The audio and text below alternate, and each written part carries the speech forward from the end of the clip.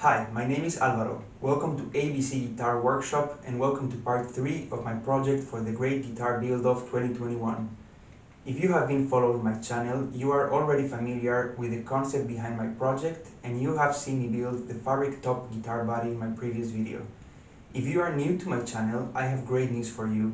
You are about to see a really cool guitar and you can subscribe to my channel right now to follow the progress closely during the final weeks of the competition. In this video, I am going to show you how I'm making the neck, as well as the binding on the body and the neck, but most importantly, I will show you the fretboard and the inlay, which took most of my time over the past couple of weeks, but let me tell you, they're looking really nice. You want to see that. There is a lot happening in this video, so don't hesitate to drop a comment if you have any questions or suggestions. Please make sure to click the like button and let's get into it.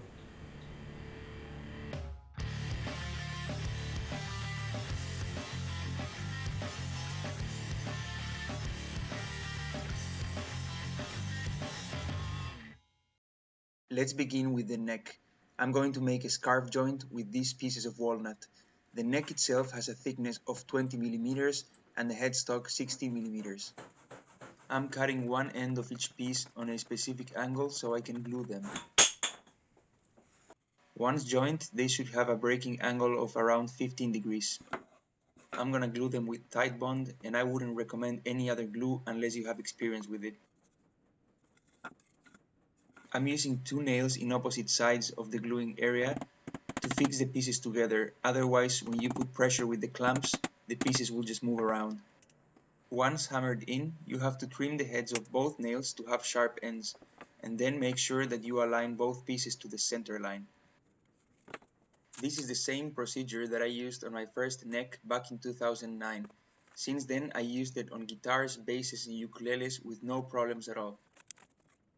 A couple of nails, a couple of clamps, and let it rest for some days.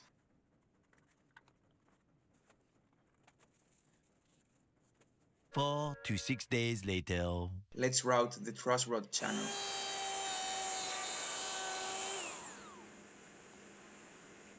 Next, I'm gonna use the custom-made template for the fretboard to route the neck contour.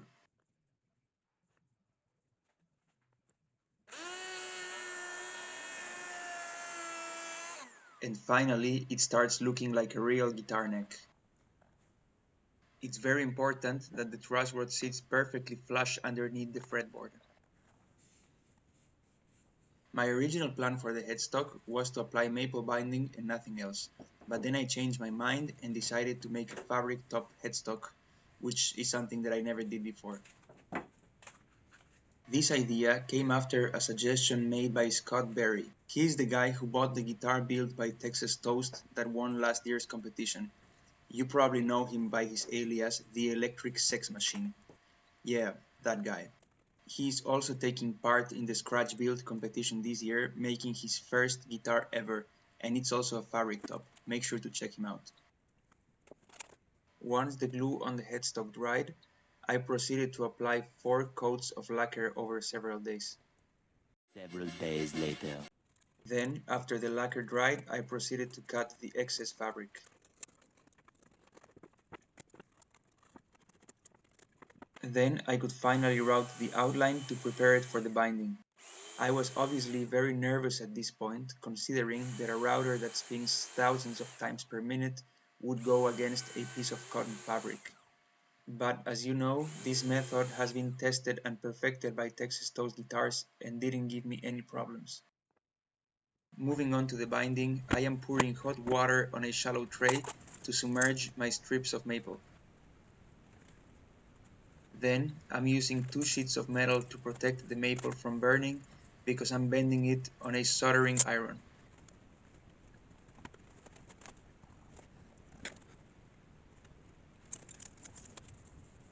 Once I have the right shape, I can pour glue and tape the binding in place. And then I proceed to do the same on the other side.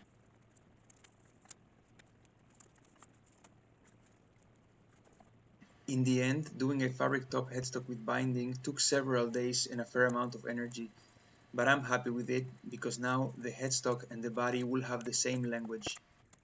Again, it's like poetry, so if they rhyme. Now let's route the body.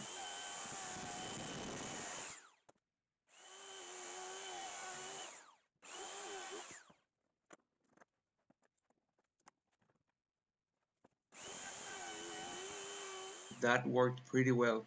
The routing on the body looks even cleaner than in the headstock.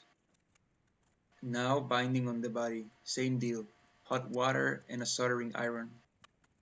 I have to admit that I really enjoyed this part of the process. Before building my first electric guitar, I spent 8 years building acoustic instruments where you have to bend the sides, so this step kind of took me back to that time.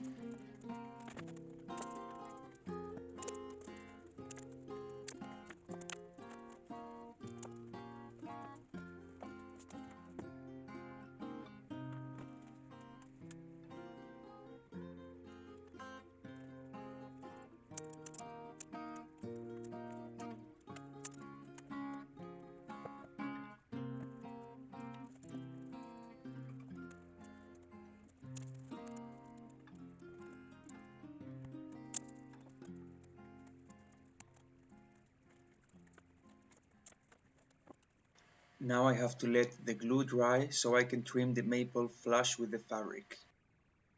Tomorrow.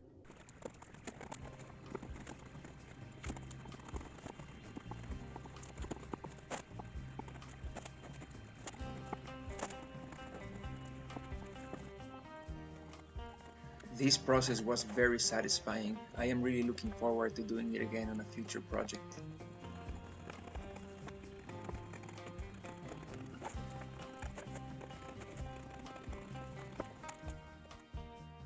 Now it's time to cut the fabric over the cavities.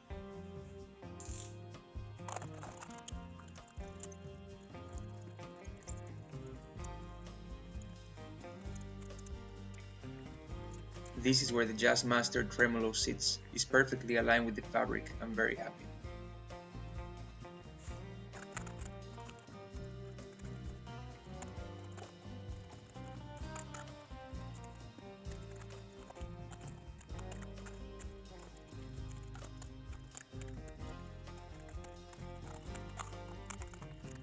Now it's starting to look very similar to the guitar that I built for last year's Great Guitar Build-Off. But this one is actually going to have so much more. You'll just have to wait and see.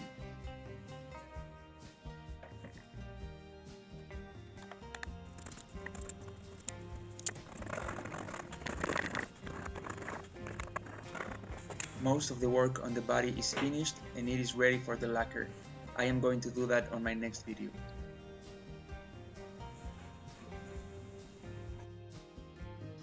Congratulations for making it so far in the video. We are finally going to look at the fretboard and the inlay, but first make sure that you are subscribed to my channel. The fretboard is going to be made with tajibo, a wood native to the Amazonic region of Bolivia. I printed the fretboard design on a piece of paper and I am gonna tape it, making sure that it is aligned to one of the edges of the wood. Then I can slot the frets with a miter saw and a straight edge following the drawing. Tajibo is a very dense wood, so it's ideal for fretboards, but my favorite part is the smell. It's kind of sweet and it really reminds me of home. Once that's done, I can tape the template and route it.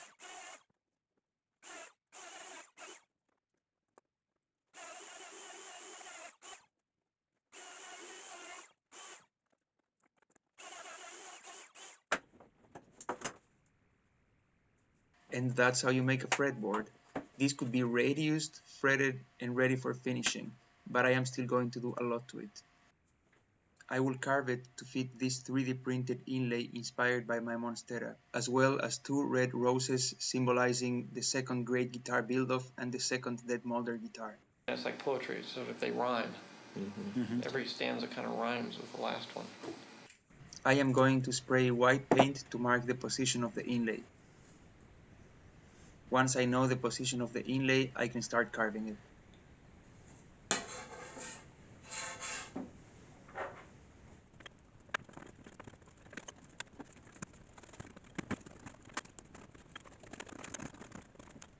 Like I mentioned earlier, Tajibo is a very hard wood, but I was not expecting that some of my tools would break trying to carve it. 6.5 hours later.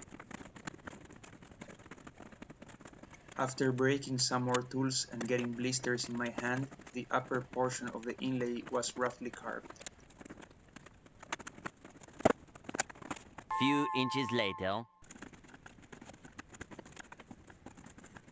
At this point, it felt like I was biting more than I could chew and started considering making something more simple. 8 hours later. Finally, the lower portion of the inlay was roughly carved and what I imagined was starting to become reality.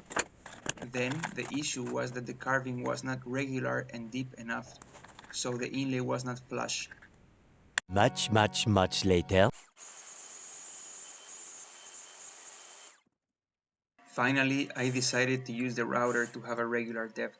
It was a really risky thing to do, but at this point I was almost desperate.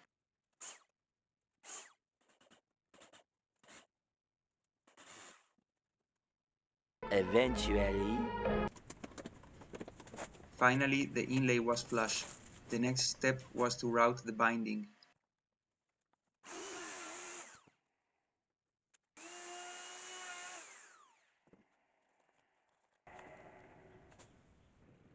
Routing the channel for the binding went well, and once that was done, I fixed the inlay with superglue.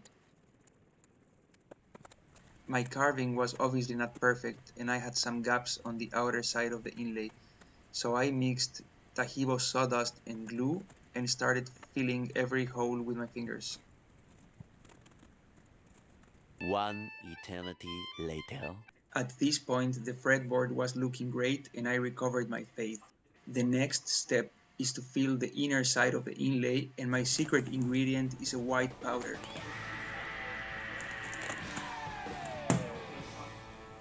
Do you dare trying to guess what this white powder is? Write it down in the comments. I am going to work with epoxy for the first time, but how hard can it be, right? Just mix A and B, and don't forget to pour the white powder in.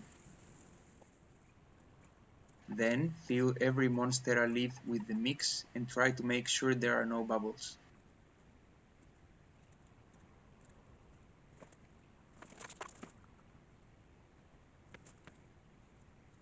And that looks pretty nice if you ask me, very similar to what I imagined. Before gluing the binding, I have to re-slot every fret, and the epoxy was hard as a stone. I was really not expecting that. Gluing the fretboard binding was easier because there are no curves, so I don't need to bend it with water.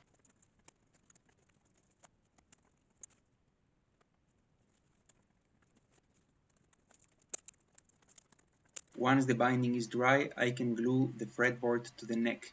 I am also using a couple of nails to fix it in place.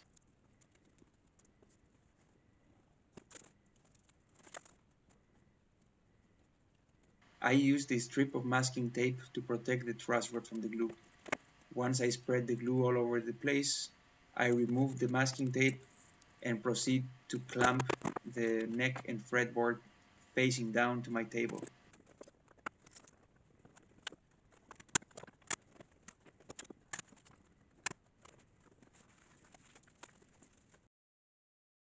Epilogue. Alright, this is the end of the video, but before leaving, I would like to show you once again the body and the neck. They are looking great, but they are still not finished. There is still a lot to do, and there are only 2 weeks left before the end of the competition. So what's the plan? In my next video, I am going to carve the back of the neck, and I am also going to radius the fretboard. And once that's done, I will be able to apply the lacquer on both the body and the neck. I have to apply from 5 to 10 coats of lacquer, if not more. But once that's finished, I can install the frets and also finish some other minor details. And something really important that I haven't touched yet are the electronics. I'm gonna do that in my next video, and I am going to make the biggest and coolest reveal of this project so far. It's an idea that came to me during the great guitar build of last year, and I have been keeping it a secret since then, so I am very excited to show it to you. Thanks for watching my video. Make sure that you're subscribed to my channel, click the like button, leave a comment, and see you next time.